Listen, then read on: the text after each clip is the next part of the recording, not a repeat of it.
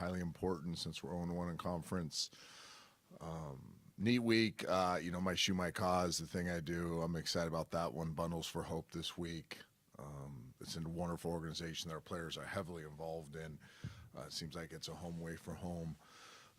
They have a 1 million diaper drive goal. They're at 900,000, and our players are heavily invested in that. So it'd be fun to honor them. We had a good bye week, got some really good work done, the 3 practices, and then gave them some time to get away from football, which I think is important, and rest their bodies a little bit too. So with that, let's take some questions. With bye weeks, you guys are so just oriented toward schedule, like schedule oriented. Sometimes you get out of a rhythm a little bit in bye week, and you have to kind of fight against that. Yeah, I think that's a concern, Steve.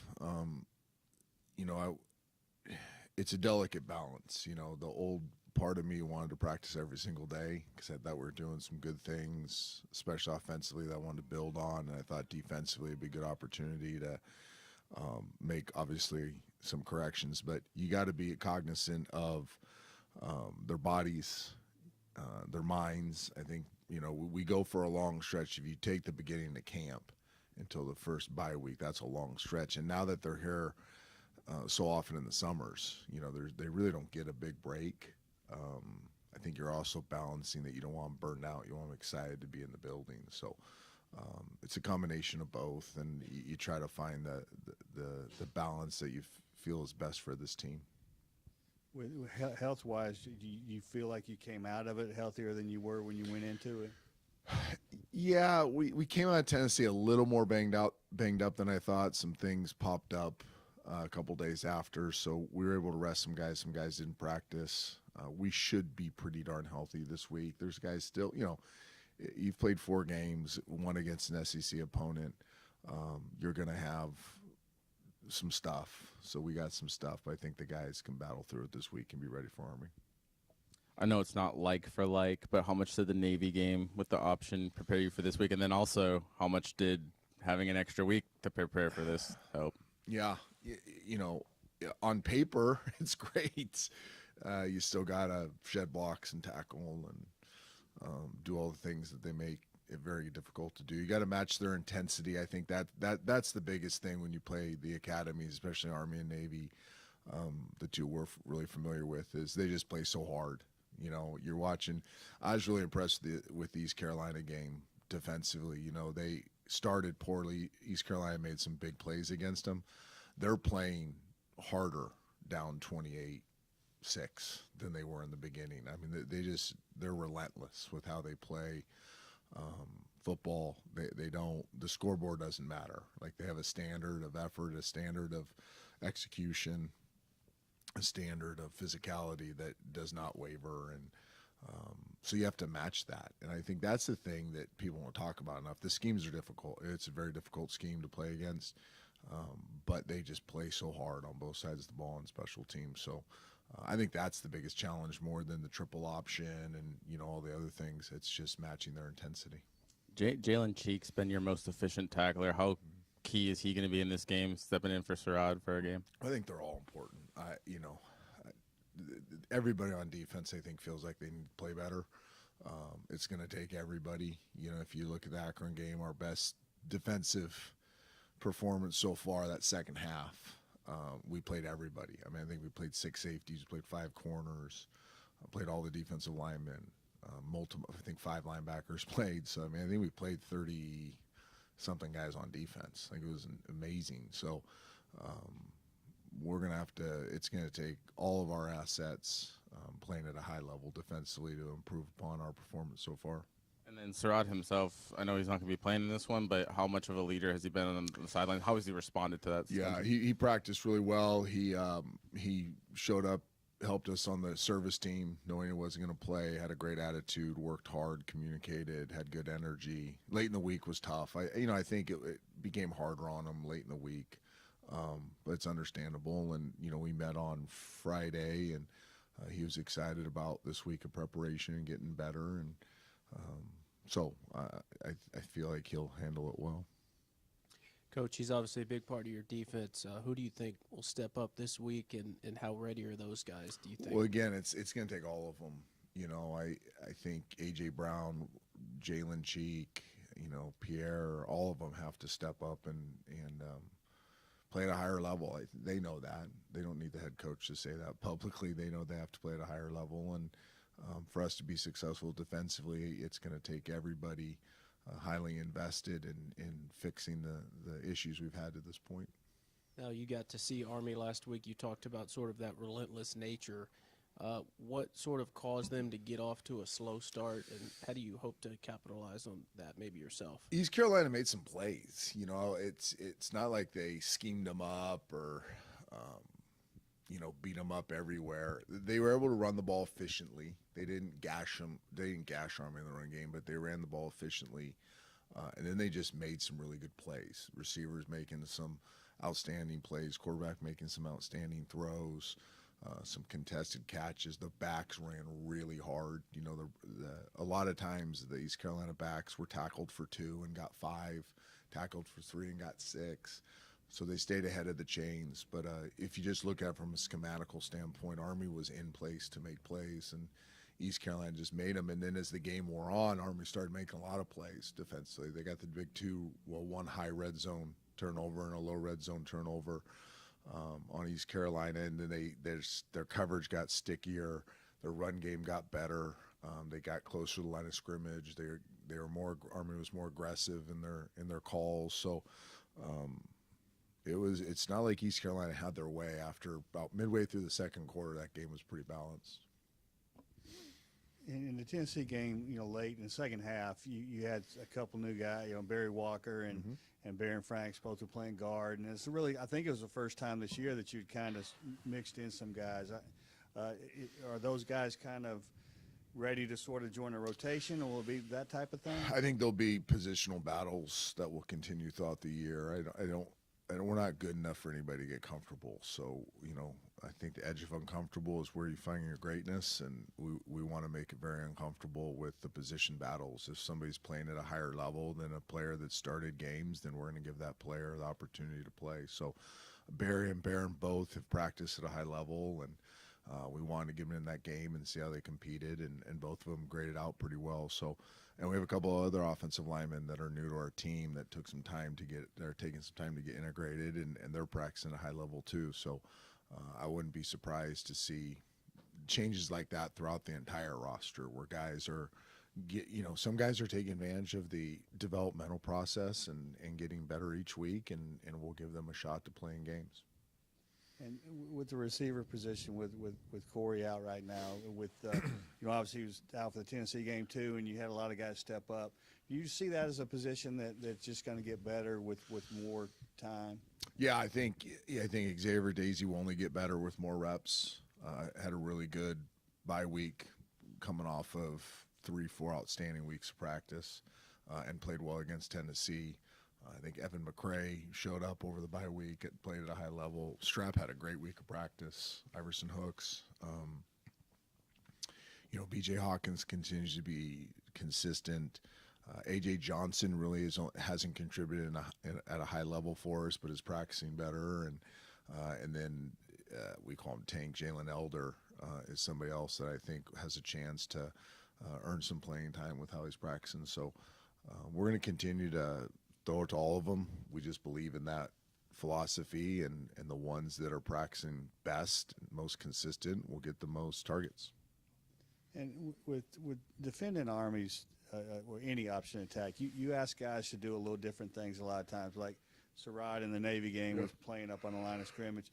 When you have guys that when you ask guys to do a little thing different like that, how important is it that it's veterans that you're asking to do that? These are guys that played a lot of football. It is. Now, the advantage is these off seasons. We were able to work Navy and Army a lot this off season, so it started really before spring ball. So the scheme adjustments is what I would call them. Aren't new. They're not foreign. It's not like we show up that week. And that's one of the mistakes we made with the old staff was, we would introduce these things too close to the game.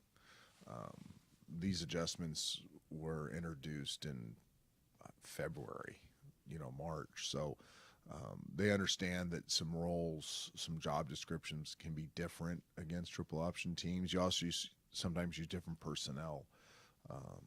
You have players that don't play a lot in normal down and distance games against traditional opponents that all of a sudden are playing 30, 40, 50 snaps against triple options. So we recruited specifically for some body types to play against these teams. Did not, hold up against Navy. We hope to have a better result against Army.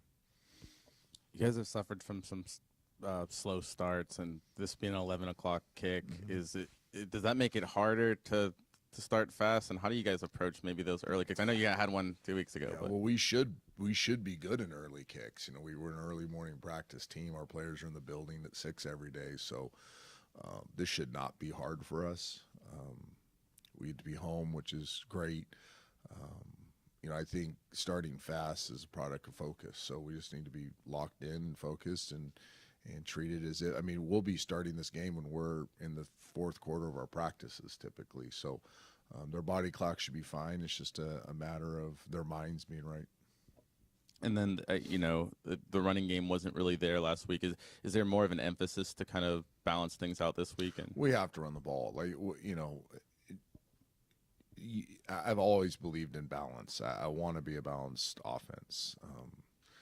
It's hard to call runs when you're not running it well. You're not getting movement. But yeah, I do think we have to be a little more stubborn with the run. And that's really me, I need to call more runs and make sure that our week of practice, we're giving our players the best chance to be successful in the run game. So running the football will be a big point of emphasis this week.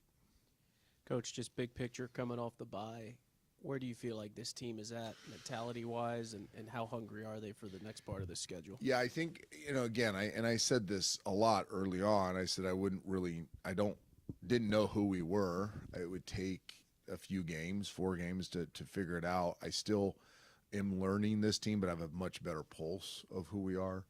I think we have to be better in critical situations. This needs to be a critical situation football team. We got to win the third down battles on both sides of the ball. We got to continue to play special teams at a high level. We got to play better red zone defense and hold teams to field goals when they do drive the ball against us. Offensively, we need to kick less field goals and score more touchdowns. I don't want to. It has to be a mature football team. It has to be a smart football team.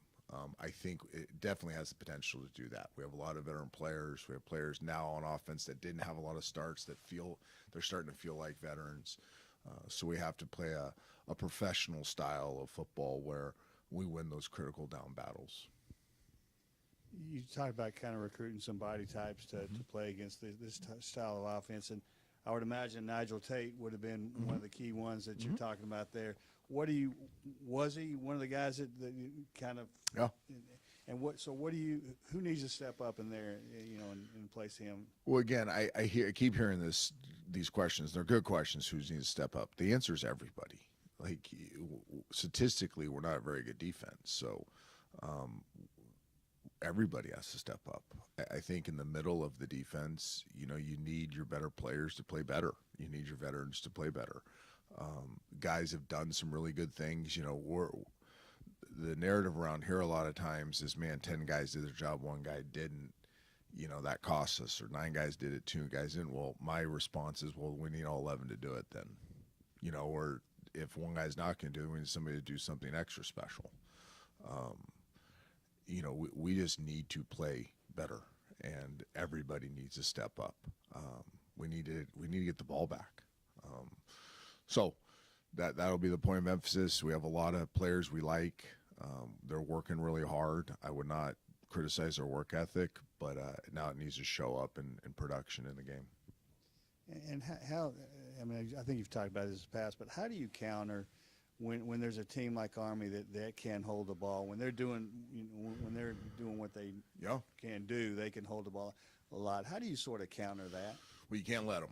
Number one, they'll ruin you if they can go on these 9 to 14 play drives.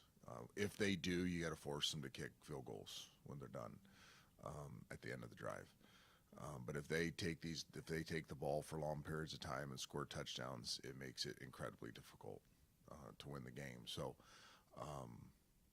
offensively, you can't let it bother you. You can't let it.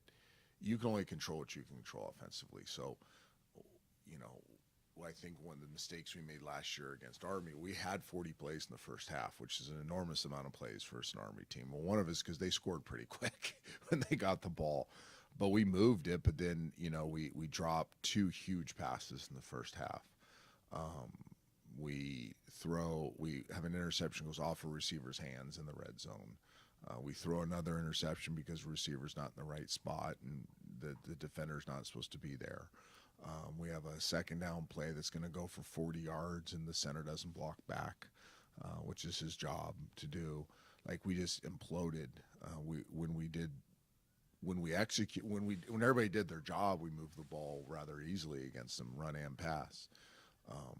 But we just kept stubbing our toe and weren't scoring points, weren't finishing drives with points. So if they are doing that, then you need to answer.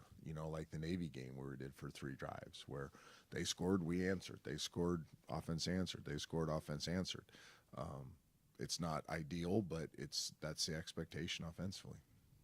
You talk about the floor being low, and this defense is coming with a lot of scrutiny. How do you go about approaching that to get better? Is there a mentality that you have to kind of change to get the players, off the floor sometimes? Yeah, I think we got to get the ball back. We got to force some disruptive plays. We got to create more turnovers. More. The one thing that surprises me defensively is in spring ball and in camp, they were very disruptive. They created a lot of negative plays for the offense. They gave up yards. It's very hard to stop yards in college football. But if you're allowing some yards, you can make up for it by making teams kick field goals, but then creating some disruptive plays and getting the offenses behind the down and distance. Our defense did a really good job with that. That has not been the case so far this year. So they need to become more disruptive, so create more negative plays, create more long down and distances for the opposing offenses, and I believe they will. I believe that's who they are. I just don't think it hasn't happened for 4 weeks, so you're like, okay, wait a second, when's it coming? But I do think that's in their nature. It's the scheme. It's the type of players we recruited, so I do believe that is going to happen. And then how much can a off week kind of serve as maybe a momentum changer or refresh for Well, I think everybody hopes for it. I think anybody that's lost the game before the bye week hopes for that, but hope is cheap, right? I think you got to go do it. You got to or I should say hope is empty sometimes. Like you got to go make it happen. And I think this is a really critical week of practice for us, to be honest with you. I thought the bye week was good. I do really believe in my heart of hearts we got better at some things. But they got to show up today fired up about being here. They got to show up today with the chip on their shoulder. They get to do this. This is a privilege, and it needs to be represented that way when they get here at 4:50 today. So I'll be keeping a close eye on the ones that are desperate to turn this thing around, and the ones that are going through the motions. I just don't think you'll see play very much on Saturdays, and those might be names that you've seen play for 4 weeks. Don't be surprised if guys don't come in today tingly and ready to get better and practice at a high level, that they're not playing on Saturday. You talk about disruptive players. Is Jermichael Rogers healthy and ready to be that kind of guy? He should be. He's getting there. The setback was a little more, I don't want to say severe because it makes it sound so bad. It just took longer than we expected. But he did practice a lot last week and looked really good. So, he's a very disruptive player, as you know, because you've been to a lot of practices. He is a guy that needs to make plays for us. We need defenders like him that just make plays beyond the X's and O's, and he's one that can do that.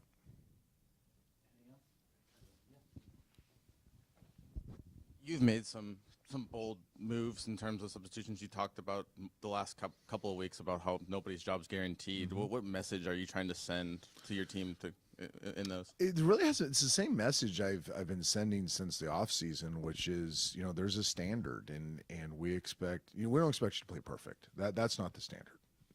Listen, these are NFL guys don't play perfect. I actually watched quite a bit of NFL the last couple of weeks. Oddly enough, I usually don't, and you see mistakes everywhere. Guys make all kinds of mistakes. So it's not plain perfect, but the standard of preparation, the standard of buy-in, the standard of selflessness and energy, the standard of appreciation that they get to do this is matter of fact. And there's players that don't do it. I still love them, still want to coach them, still want them in the building, but they need to understand they're not going to play. And that's I think all you've seen is working with players for a while and then just drawing a line in the sand and saying, hey, if you're not going to meet the standard, then you're not going to play. And doesn't mean you're a bad person, but now you got to reprove yourself that you can meet the standard every day. So, and we'll work with you. We'll give you time off on a bye week. We'll help you rest up a boo-boo if you got a boo-boo. We have good resources to help you get better academically, athletically, socially, mentally. But if you're not going to do your part, then how can we trust you? So we talk a lot about being a trustable player, and a trustable player is somebody who prepares like a pro and then goes out and plays the best of their abilities. That's all we're asking. Just go play the best of your abilities. And when guys don't meet the standard, I think you're really putting a lot of people at risk if you're going to trust somebody in a game that has proved to be untrustable during the week. All right. Thank you. Thank you.